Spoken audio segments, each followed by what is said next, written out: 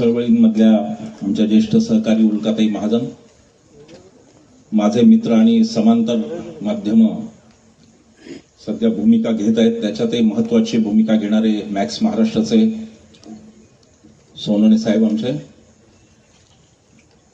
तरुण मित्र गोविंद पोलाड आणि शहापूर येथील निर्भय बंधू भगिनी, इथे सगळ्यांनी मेहनतीने उजव्या बाजूला बसलेले सगळे सहकारी, त्यांचं कौतुकही मला करायचं आहे. अत्यंत मेहनतीने सगळ्यांनी हे मनोज विषय यांच्यासह विजय दिवाणी आणि सर्वच मित्र यांनी अतिशय मेहनतीने हे संयोजन केलं, त्याबद्दल त्यांचे आभारही मानायचे. आजच आचारसंहिता सुरू झालेली आहे, त्यामुळे उच्चार संहितेवर काही बंधनं येणार आहेत. असंही आपण काही प्रक्षोभक बोलणारी माणसं नाही. मला पोलीस मित्रांना विनंती करायची की जिथे असते तिथे त्यांनी कृपा करून खुर्ची घेऊन बसावं, कारण 2-2.5 तास उभं राहणं हे कष्टाचं काम आहे, तेवढं करू नये. खुर्ची घेऊन कृपा करून बसा, आरामात भाषण आहे का शांततेत. तुम्ही पण आमचाच भाग आहात, त्याच्यात काही वेगळं नाहीये. पत्रकार मित्र आलेले आहेत, कोणीही ढाब्यावर न नेता त्यांचंही स्वागत. भरपूर सभा झाल्या, खूप सभा होत आहेत, होणार आहेत. आचारसंहितेमुळे काही बंधनं आता येतील, त्या बंधनांसह आपण बोलत राहू. निर्भय बनो हा काही आमचा नारा नाही. महात्मा गांधींनी चंपारण मधल्या शेतकऱ्यांना, निळीच्या शेतकऱ्यांना हा नारा दिला आणि महात्मा गांधींचं एकूण समाजकारण जर तुम्ही पाहिलं स्वातंत्र्य काळातलं, तर ते लोकांना निर्भय बनवण्याकडे महात्मा गांधींची सगळी वाटचाल आहे. मग ते दांडी मार्च असो, मग ते असहकार आंदोलन असो, प्रत्येक ठिकाणी लोकांना निर्भय बनवत पुढे नेणं हा गांधीजींच्या आंदोलनांचा आत्मार्ग आहे. खरं म्हणजे जसं गोविंदचा धुरा मोदीजींचा धुराच्या शेजारी नाही, तसा माझा येतो नाही. माझा धुरा परभणीला आहे. मोदी शहांचे कुटुंब मला माहित नाही, बऱ्याच ठिकाणी असू शकतं. आता बॉन्ड्समुळे तर वाटतं की खूपच ठिकाणी असतील कदाचित. आणि आमचा लढा 2 माणसांच्या विरुद्ध नसून आमचा लढा 2 प्रवृत्तींच्या विरुद्ध आहे. 2014ला ज्या प्रकारे संसदेच्या पायावर डोकं ठेवून मोदीजी आत आले आणि अनेक नागरिक त्यांना उचंबळून आले. खरं म्हणजे ज्यांना गुजरात दंगलीची पार्श्वभूमी माहिती होती ते काही तेवढे भावनाविवश झाले नाही, कारण त्यांना हेही माहिती होतं की ही पण एक पद्धत आहे. गांधीजींना मारण्याआधी नथुरामनी सुद्धा त्यांच्या पाया पडला होता. नथुराम हे अनेकांना माहिती होतं. पण त्यानंतर या देशात जे सुरू झालं ते नागरिक म्हणून अस्वस्थ करणार आहे आणि म्हणून 9 वर्षांनी का होईना पण आम्ही जागे झालो, आम्ही उभे राहिलो. त्याचं दुसरं एक कारण असंही होतं की आम्हाला असं वाटत होतं की विरोधी पक्ष आणि इथली राजकीय व्यवस्था याचा सामना करेल, पण दुर्दैवाने ते हतबल ठरले आणि ते जर सामना करायला लागले तिथे त्यांना ईडीचा सामना करावा लागला. तुम्ही पण बसून घ्या खाली, उभं राहू नका फार वेळ. पोलीस दादाला आणि दोघांनाही माझं म्हणणं आहे. आणि अजून एक विनंती आहे, ज्येष्ठ पोलीस अधिकारी इथे असतील त्यांना कृपा करून, महिला पोलीस ज्या आमच्या बहिणी आहेत त्यांना कृपा करून घरी जाऊ द्या. एवढ्या संरक्षणाची काही गरज नाही. त्यांना इथली तुमचं पण ड्युटी करावं लागतं आणि घरचं पण काम करावं लागतं, त्यामुळे त्यांना अतिरिक्त ताण न देता विनंती आहे, माझी हात जोडून विनंती आहे पोलिसांना की कृपया महिला बहिणींना घरी जाऊ द्या. आम्हाला कोणी मारत नाही, हे काही पुणे शहर नाही आम्हाला मारायला.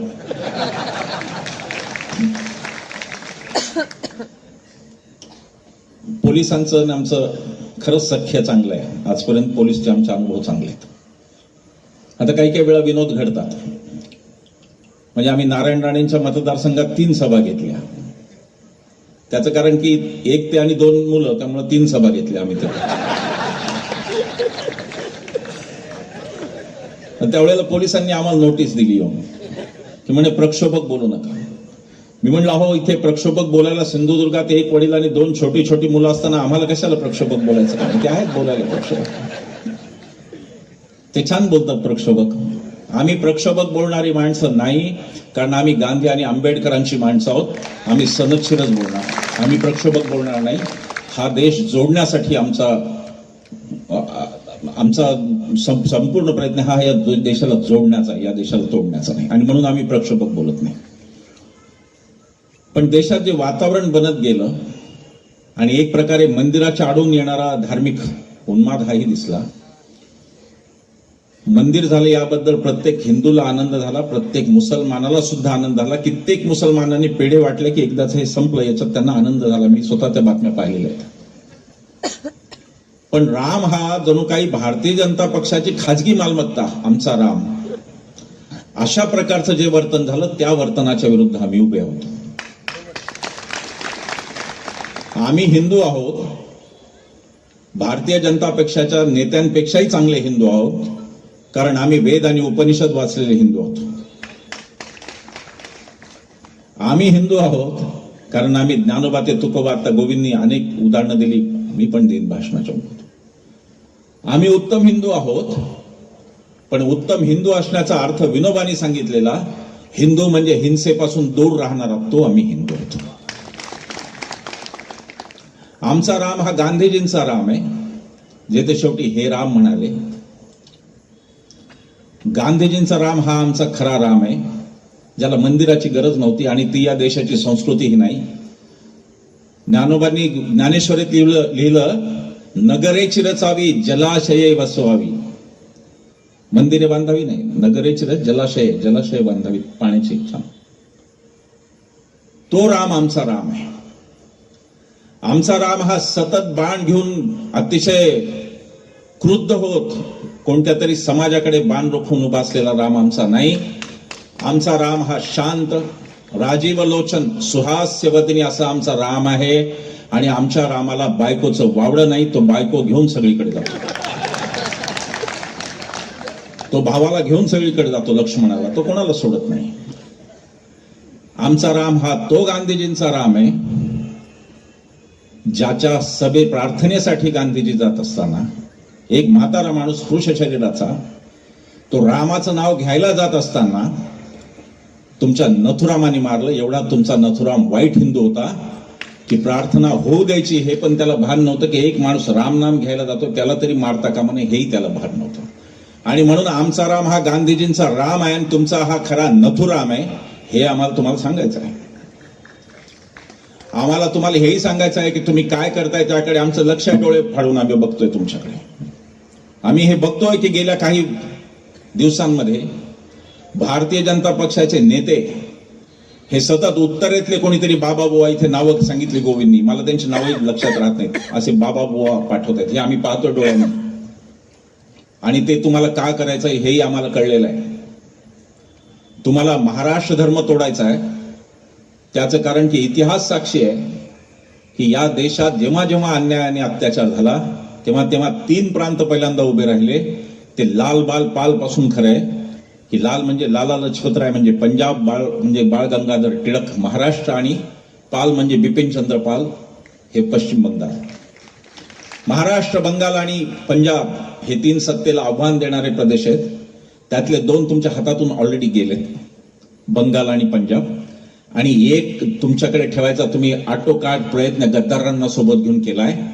त्या महाराष्ट्राचा महाराष्ट्र धर्म खचवायचा आणि त्याला उत्तर प्रदेशच्या बळणावर न्यायचं राजकारणाच्या, हा तुमचा कट आहे हे आमच्या लक्षात आलेलं आहे.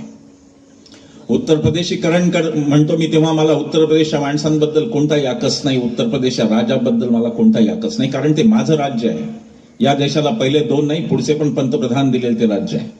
नेहरूंचा उत्तर प्रदेश आहे, मी त्याचा द्वेष नाही. आज काल आपल्याला ती सवय लागली आहे, गुजरातचा द्वेष करायचा नाही, नंतर तो मोदी शहांचा, आधी तो बापूंचा आणि पटेलांचा गुजरात आहे, आपला गुजरात आहे पहिले, त्याचा द्वेष नाही करायचा. सगळा भारत आपला आहे. आणि उत्तर प्रदेशीकरण म्हणताना मला त्या माणसांशी माझं काही भांडण नाही, पण भारतीय जनता पक्षाने ज्या प्रकारचं राजकारण उत्तर प्रदेशात रुजवलं कमंडलच्या वेळेला, राम जन्मभूमी आंदोलन वगैरे त्याला म्हणून, आणि त्यानंतर आजपर्यंत जिथं ते राजकारण चाललंय त्या राजकारणाला महाराष्ट्रात नो एंट्री हे सांगण्यासाठी आम्ही उभे आहोत. काय राजकारण आहे उत्तर प्रदेशचा? उत्तर प्रदेशचं राजकारण हिंदू धर्माच्या मूळ समजुतींना धक्का देण्याचं आहे. आमचे संत सांगतात, संततेची जाणा जे देही उदास. संत जो असतो तो देहाच्या बाबतीत पण उदासीन असतो. त्याला सत्ता आणि पैशाचं काही घेणं नसतं. एका संन्याशाला तुम्ही मुख्यमंत्री करता, हा हिंदू धर्माचा सगळ्यात मोठा पराभव आहे की हिंदू धर्माची मोठी मोडतोड तुम्ही तिथे केली की संन्याशी हा मुख्यमंत्री केला तुम्ही. आणि बॉम्बस्फोटात असणारी तिला साध्वी म्हणता आणि तिला पण लोकसभेत पाठवता. संतांचा आणि राजकारणाचा कोणताही संबंध नव्हता. संतांचा संबंध विवेकाशी होता. ज्ञानेश्वर माऊलींनी लिहिले की चंद्रू तेथे चंद्रिका, शंभू तेथे अंबिका, संत तिथे विवेका असणे की. संत तिथे विवेक. हे काय विवेक असलेले संत आहेत जे महाराष्ट्रात येऊन आग लावत आहेत? असा विवेक असतो या संतांचा जे महाराष्ट्रात येऊन आग लावतात? कोणीतरी तो टी जॉर्जा उठतो दक्षिणेतून, तो येतो आणि इथे आग लावतो. हे आग लावण्याचे उद्योग आम्हाला माहिती आहेत, पण हा महाराष्ट्र धर्म शिवाजी महाराजांच्या एका तत्वज्ञानावर उभा आहे हे विसरू नका. तुमचे जो तो भगवा तुमचा नथुरामाचा, त्या भगव्याचा आणि आमच्या शिवाजी महाराजांच्या भगव्याचा काही एक संबंध नाही. मी तर उलटात आहे, कधी भगवीकरण हा शब्दही वापरत नाही. कारण भगवा आपला आहे, तो शिवाजी महाराजांचा आहे. आणि ज्ञानेश्वर माऊलींपासून तुकाराम महाराजांपर्यंत भागवत धर्माची ती पताका आहे, तो भगवा आमचा आहे, तुमचा नाहीये भगवा. त्या भगव्याचा जो आशय अर्थ तो नीट समजून घ्यावा तुम्ही. यासाठी या सभांचं प्रयोजन आहे. यांना ज्ञानेश्वर ते तुकाराम ही परंपरा का परवडत नाही लक्षात घ्या. यांना ज्ञानोबा ते तुकोबा का परवडत नाहीत? त्याचं कारण ती परंपरा समता सांगणारे आणि भेदभाव नष्ट करणारे म्हणून त्यांना परवडत नाही. ज्ञानेश्वर महाराज म्हणतात, ज्ञानेश्वरीत वेद संपन्न होय ठाई, परी कृपण ऐसा आनंद नाही, जो कानी लागला तिन्ही वर्णाची. अरे वेद मोठे आहे, पण 3 वर्णाच्या कानी लागून ते एका वर्णावर अन्याय करतायत ना, हे ज्ञानेश्वर महाराज म्हणतात. आणि तुकाराम महाराज ठणकावून सांगतात त्यानंतर अनेक काही 100 वर्षांनी की वेदांचा तो अर्थ आमाशीचा ठावा, आम्हाला माहिती काय वेद आहेत हे तुकाराम महाराज सांगतात. विष्णुमाय जग वैष्णवांचा धर्म, भेदाभेद भ्रम अमंगळ हे तुकाराम महाराज सांगतात. पण ते सगळं करत असताना ही परंपरा छेदायची आणि भलतेच बाबा भाऊ आणायचे आणि त्यांना शककर्ता व्हायचं. मोदीजींना शककर्ता म्हणजे माझ्यापासूनच सगळी सुरुवात. जसं शिवाजी महाराजांना आपण शककर्ता म्हणतो, शक करते तिथून आपण शक सुरू केलं, तसं यांना करायचं आहे. त्यामुळे सगळं माझंच. जुनी संसद दुरुस्त करणार नाही, नवीन बांधणार, नाव माझं तिच्यावर. ती शवपेटीच्या आकाराची संसद एक बांधलेली आहे, तुम्ही पाहिले नवन संसद भवन. हा जो अहंकार आमच्यावर हल्ला झाला पुण्यामध्ये, मला आश्चर्य वाटलं देवेंद्र फडणवीसांची प्रतिक्रिया. मी समजत होतो की हे वकील आहेत स्वतः, कायद्याचा अर्थ त्यांना कळतो. आश्चर्यकारक प्रतिक्रिया होती आणि ती फक्त माध्यमातली म्हणून सोडून देण्याची गोष्ट नाही. कारण नंतर विधानसभेत तेच बोलले फडणवीस. ते म्हणाले की हल्ला झाला ते योग्य नाही झालं, हल्ला करणाऱ्यांना शिक्षा देईल सरकार, पण उच्च पदस्थांबद्दल बोलताना सांभाळून बोललो पाहिजे. म्हणजे काय? म्हणजे आम्ही मोदी आणि शहांच्या विरोधात बोललो तर तुम्ही कार्यकर्ते पाठवणार तुमचे मारायला आम्हाला रस्त्यात? काय अर्थ आहे तुमचा या धमकीचा? तुम्हाला हे म्हणायचं आहे की जर उच्च पदस्थांच्या बद्दल आम्ही बोललो तर आम्हाला बोलायचा तो हक्क नाही? नागरिक म्हणून आम्ही मोदी आणि शहा यांची समीक्षा करत राहणार, कारण ते आमचे लोकसेवक आहेत. फडणवीस तुम्ही सुद्धा आमचे लोकसेवक आहात. जोपर्यंत तुम्ही आमचे पगार घेता, जोपर्यंत तुम्ही आमच्या करावरच्या घरांमध्ये राहता आणि जोपर्यंत तुम्ही आमच्या करांमधून आलेल्या ऑफिसमध्ये बसून काम करता, तुम्ही आमचे लोकसेवक आहात. आणि तुम्ही हे लक्षात घ्या की तुम्ही 5 वर्षाचे भाडेकरू आहात, मालक नाही. मालक हा इथे बसलेला आहे आणि त्याला जर भाडेकरू पटला नाही तर तो 5 वर्षांनी भाडेकरूला काढून टाकतो. ते म्हणजेच लोकशाही. ती फडणवीसांनी शक्य तितक्या लवकर समजून घ्या. मी फडणवीसांसाठी एक उदाहरण दिलं पंडित नेहरूंचं. हे म्हणतात ना उच्च पदस्थांबद्दल बोलायचं नाही पंतप्रधान. एक नेहरूंचं उदाहरण मी फडणवीसांसाठी खास दिलं. पंडित नेहरूंना विचारलं होतं की तुमच्यात अनेक प्रकारचे नेहरू दडलेले आहेत. तुमच्यात एक नेहरू आहे तो नियोजनकर्ता नेहरू आहे, एक आहे तो परराष्ट्र व्यवहारातला तज्ज्ञ आहे, एक आहे तो चाचा नेहरू आहे मुलांचा. असे अनेक नेहरू तुमच्यामध्ये दडलेले आहेत. यातला कोणता नेहरू तुम्हाला आवडतो? पंडित नेहरूंनी सांगितलं की मला माझ्यातला तो नेहरू आवडतो ज्यांनी या देशातल्या सामान्य नागरिकाला एवढं अभिव्यक्ती स्वातंत्र्य दिलं की अगदी सामान्यातला सामान्य माणूस माझ्या पंतप्रधान कार्यालयाच्या शेजारच्या विजय चौकात उभा राहून उघडपणे म्हणू शकतो की हो पंडित नेहरू हा एक मूर्ख माणूस आहे. हे स्वातंत्र्य देणारा नेहरू मला सगळ्यात जास्त आवडतो. आणि आज तुम्ही सांगताय उच्च पदस्थांबद्दल बोलायचं नाही. का नाही बोलायचं? हुकुमशाही आहे का? हुकुमशाही आहे की लोकशाही ते सांगा. एकदा जाहीर करा हुकुमशाही. आम्ही नाही बोलणार, घरात बसू आम्ही, असं तुम्हाला वाटतंय? आम्ही घाबरणारे नाही. हल्ला केला तर दुप्पट जोमाने आम्ही तिथे सभा घेतो. सिन्नरला हल्ला झाला माझ्यावर. सिन्नरला भारतीय जनता, लाज वाटली पाहिजे या पक्षाला, भारतीय जनता पक्षाच्या तालुकाध्यक्षांनी माझा माईक खेचून नेला. लोकांना सांगतात हुकुमशाही नाही. ही कोणती हुकुमशाही? लोकशाही आहे का ही? भारतीय जनता पक्षाच्या तालुकाध्यक्षांनी माझा माईक हिसकावून नेला. 150 लोकांचं सभागृह होतं, 10 लोकांनी तिथे गुंडागर्दी केली. त्यानंतर सिन्नर मधली मंडळी एकत्र आली. आमचे दत्ता वायचळे असतील, नाहीतर कॉम्रेड हरिभाऊ असतील, त्या मंडळींनी त्याच रात्री ठरवलं की यांच्या नाकावटीतून मोठी करायची. 3-4 हजार लोकांची सभा आम्ही सिन्नरमध्ये घेतली. दडपायला जेवढे जाल तेवढे खाली खाली दाबायला जाल, आम्ही तेवढे उफाळून वर येऊ. आम्ही दबणारे लोक नाही. आम्हाला जर हुकुमशाही आणून घरात बंद केलं, आम्ही तिथून बोलू, आम्ही पाहिजे तुरुंगातून बोलू, आम्ही पाहिजे तिथून बोलू, पण लोकांसमोर सत्य नेल्याशिवाय आम्ही राहणार नाही. हे त्यांनी नीट समजून घ्यावं. तिथून खरं म्हणजे त्यांचे आभार की त्या हल्ल्यानंतर निर्भय बनून चळवळच वाढली, लोकांना कळली. भारतीय जनता पक्षाचे आभार. तुम्हाला जे उत्तम करता येत होतं ते तुम्ही केलं. आता आम्हाला उत्तम काय करता येतं ते आम्ही करतोय. आता तुमचा आणि आमचा थेट सामना आहे. या चळवळीने कोणतीही सामाजिक बुरखा घेतलेला नाही. ही चळवळ एक स्वच्छ राजकीय चळवळ आहे. आणि आता निवडणूक आचारसंहितेचे कॅमेरे असतील, पण तरी सांगतो की ही निवडणूक कोणाला निवडून आणा हे सांगत नाहीये, पण कोणाला पाडा हे जरूर सांगते ही मोहीम. या मोहिमेचं कार्य ते की 10 वर्षातली देशातली हुकुमशाही संपवणे हे या मोहिमेचं कार्य आहे. आणि ते आम्ही बोलत राहू. निवडणुका आता भरपूर फेजेसमध्ये घेतात. माहित नाही कशासाठी एवढे दीर्घ निवडणुकांचा कार्यक्रम, पण आम्ही जाऊ, आम्ही पुन्हा जाऊ, लोकांमध्ये जाऊ. महाराष्ट्राच्या विधानसभेच्या वेळेला 288 मतदारसंघात आम्ही जाऊ. आणि मी तुम्हाला हे पुन्हा येईन म्हणत नाही फडणवीसांचं. मी पुन्हा माझ्या सत्तेसाठी, माझ्या कशासाठी येणार नाही, पण या देशात माझ्या मुलींना, माझ्या नातवंडांना जी लोकशाही टिकवणं मी आवश्यक मानतो, ते माझं कर्तव्य पूर्ण करण्यासाठी. आम्हाला सत्तेत जायचं नाही, आम्हाला सत्तेतलं कोणतंही पद नको, पण या देशात प्रत्येक नागरिक भयमुक्त असला पाहिजे. त्याला स्वतःची अभिव्यक्ती करता आली पाहिजे. त्याला वाटेल ते स्वतःचं खाता आलं पाहिजे. गोमांसाच्या संशयावरून कोणी अखलाक होऊ नये आणि रोहित वेमुलासारख्या दलित विद्यार्थ्याला आत्महत्या कराव्या लागू नये, यासाठी आम्ही येत राहू, सतत येतो. संजीव भट सारख्या IPS अधिकाऱ्याला कोणताही दोष नसताना केवळ खरं बोलला म्हणून संजीव भट्ट सारख्या IPS अधिकाऱ्याला जर विनाकारण, बेमुदत जर तिथं ते राहायला लागत असेल जेलमध्ये, तर त्यांच्यासाठी पण आम्ही येऊ आणि आम्हाला यावं लागेल. हे काही खरंच धुऱ्याचं भांडण नाही. आमचा काही संबंध नव्हता याच्याशी. मी तर जवळपास निवृत्तीच्या याच्यात होतो. मला काही नव्हतं, मला खरंच घरी जायचं होतं, मला काही करायचं नव्हतं. मी म्हटलं झालं, जेवढं केलं ते खूप छान. आता थोडं घरी वेळ दिला पाहिजे, मुली वाढत्या वयाच्या त्यांच्याशी त्यांना. पण आत्ता परिस्थिती अशी झाली की कोणी बोलतच नाही राजकीय व्यवस्था. म्हणल्यावर उल्काताईंना यावं लागलं, किरण भाऊंना यावं लागलं, मला यावं लागलं. राजकीय व्यवस्था बोलू शकत नव्हती कारण त्यांनी ईडी लावली जाते. ईडीचा भस्मासूर उभा आहे त्यांच्यासमोर. यांच्या गोष्टी पहिला धर्मवाद, यांचा जो खोळचट धर्मवाद मी सांगितला, तो धर्मवाद यांचा पहिला. आणि दुसरा यांचा आहे तो स्युडो नॅशनलिझम, म्हणजे राष्ट्रवाद.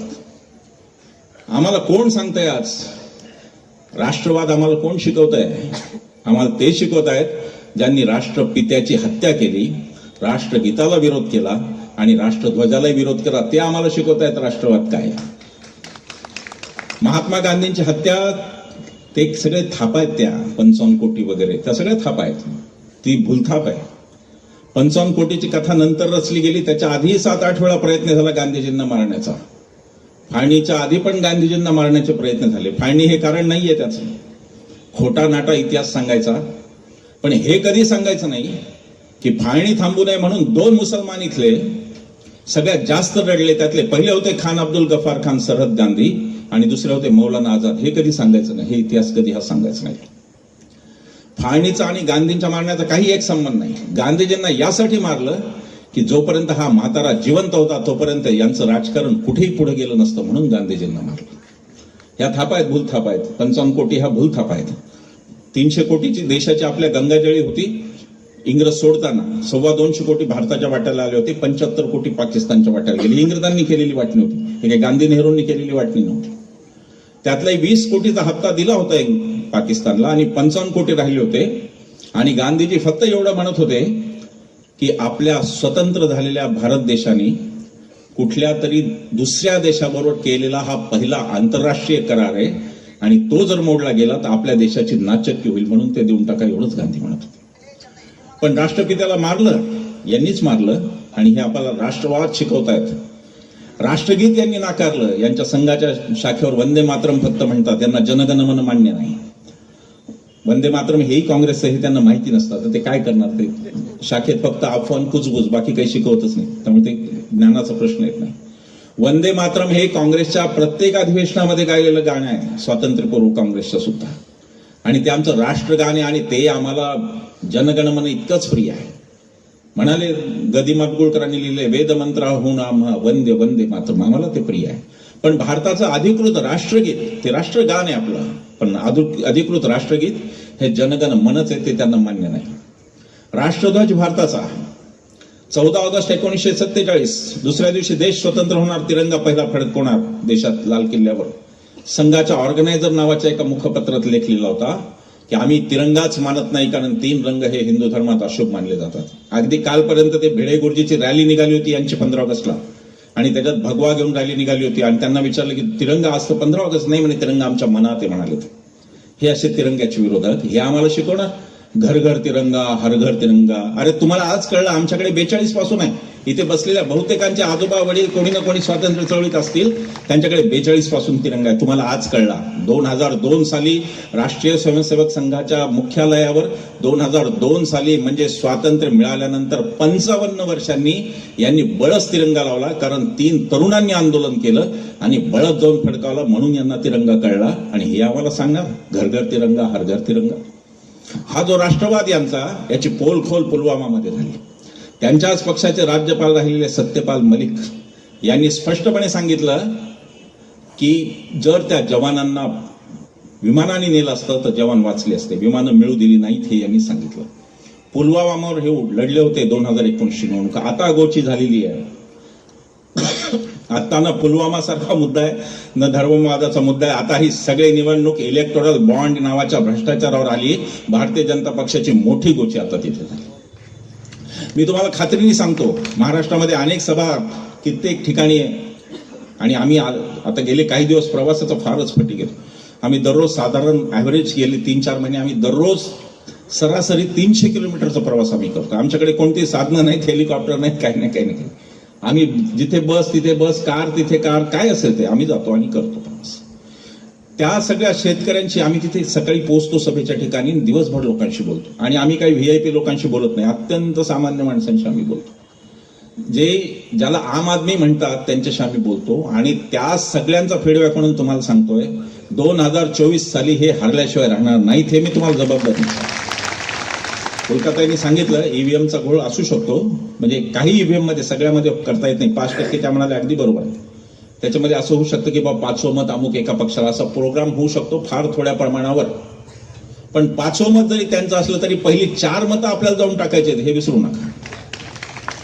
आणि प्रचंड संख्येने मतदान झालं तर हे हरणार आहेत. त्याचं कारण आता भारतामध्ये 300 ते 325 जागा आहेत जिथे यांची एकास एक लढत आहे, तिथेच यांचा पराभव ठरलेला आहे. नाही तर हे दुसऱ्या पक्षांना घुसून काय काय करत होते आपल्याला माहिती आहे. हे हरणार आहेत. आणि ह्यांच्या पायाखालची जर वाळू सरकली नसती तर एका जागेचे मालक आहेत ते अशोकराव चव्हाण आमचे, नांदेड. त्याच्या शेजारचं परभणी आणि हिंगोली पण कायम शिवसेनेकडे राहिलेलं आहे. एकाच जागेचे मालक आहेत, त्यांना एवढी धडपड करून घेतलं नसतं. यांच्या पायाखालची वाळू सरकली नसती तर ममता बॅनर्जीला धमक्या गेल्या नसतं, अरविंद केजरीवालला धमक्या गेल्या नसतं. धमक्या काय जात आहेत? पहिल्या फेजमध्ये धमक्या झाल्या की भारतीय जनता पक्षात या, नाही तर ईडी जाऊ. आणि आता दुसऱ्या फेजमध्ये काय, इंडिया आघाडीत जाऊ नका, आमच्याकडे न्यायाला तरी चालतात, इंडिया आघाडीकडे जाऊ नका. संपूर्णपणे हा पक्ष एकटा पडलेला आहे देशात. आणि मी तुम्हाला इथून सांगतो, काय ईव्हीएम करा, काय करायचं ते करा, काय मॅनिप्युलेशन होतील ते होतील, हे हारल्याशिवाय राहणार नाहीत.